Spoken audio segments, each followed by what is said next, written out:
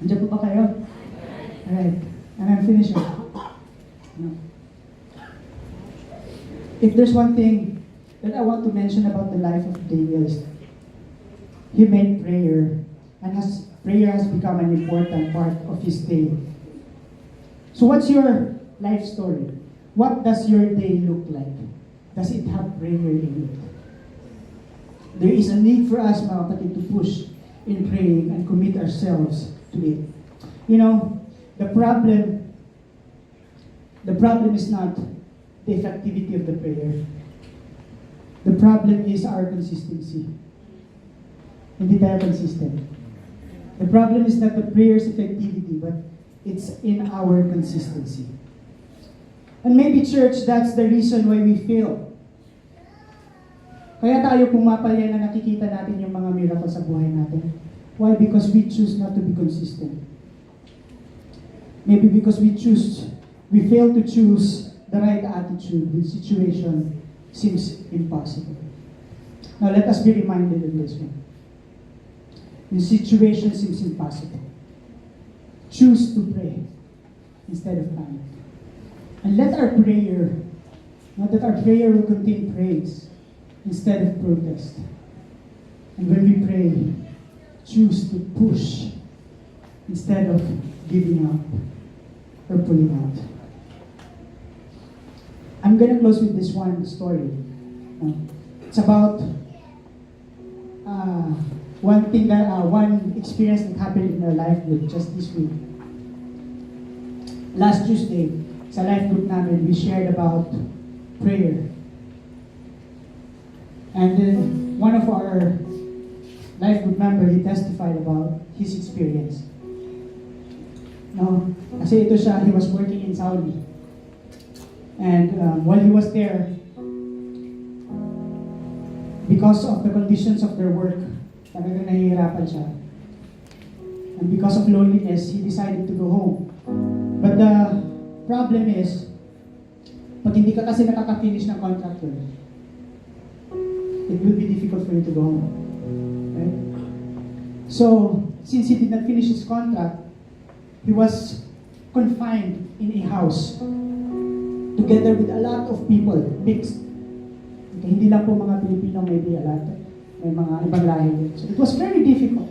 And during that situation, in that confinement, in that house, na hindi naman masyadong maganda,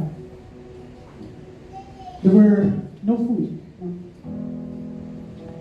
Walang pera. Walang visa. Walang hope. No? It was just impossible for them to get a speedy process para makauwi. And we've heard about these stories, right?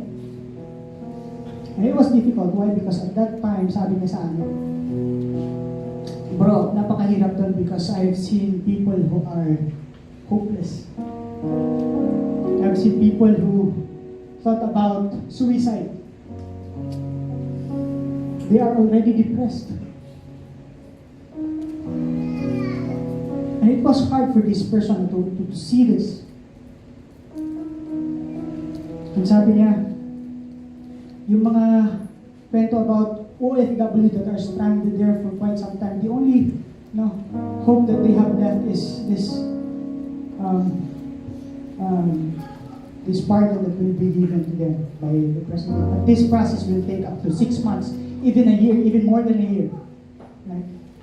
So for him, it was very difficult. But one thing that really amazes us when he was sharing this is that he said, one thing which he knew, he knew a little on how to do it. He put his faith in prayer. And he said, Pats, I don't know how to pray.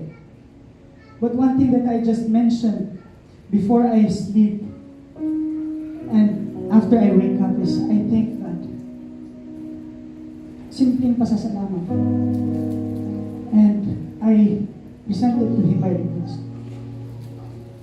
And what strikes me most is his sincere prayer that, Lord God, if you are there, if you are real, sana ako. Make it real in my life. And then one time, the unimaginable happened. He was there for 2 weeks already, and he just, to be consistent of his prayer, he just prayed, Lord, day and night, before sleeping, after waking up, this prayer. Thank you, Lord. He did his request. Let your will be done. And he did it for 2 weeks, and the impossible was made possible. On the 3rd week, he got his miracle. He got his miracle.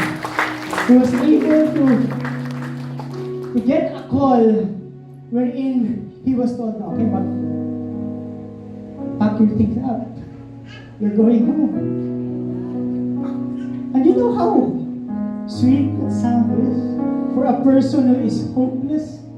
To the point that he was in the airport after being cleared sa Saudi government to go home. He literally kissed the floor in the airport.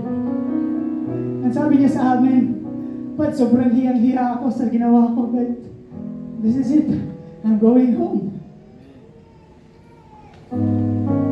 How impossible is your situation? And I thank God because I get to hear these kinds of experience. And I want to introduce to you that person. Siya po si JB. He is here with us. JB tayo! Church, if there's one challenge that I will tell you now, is that don't let go of what is true and faithful in your life, and that is God. If there's one thing that can help you in your impossible situation, it's only God. He will never leave you nor forsake you. So I tell you, what is impossible? What is impossible? To God! What is impossible? Nothing! Sabi mo sa katabi mo, nothing! You have to convince him. Sabi mo, nothing is impossible. Let's all stand. And so, have that prayer. Have that heart. Church, hindi ko po gusto na, I don't want to leave and end this service without you getting prayed for. If you are that person right now, and I know there are some of you who feels like your situation is impossible, I want you to come in front. Huwag po kayong mahiya. This is the right opportunity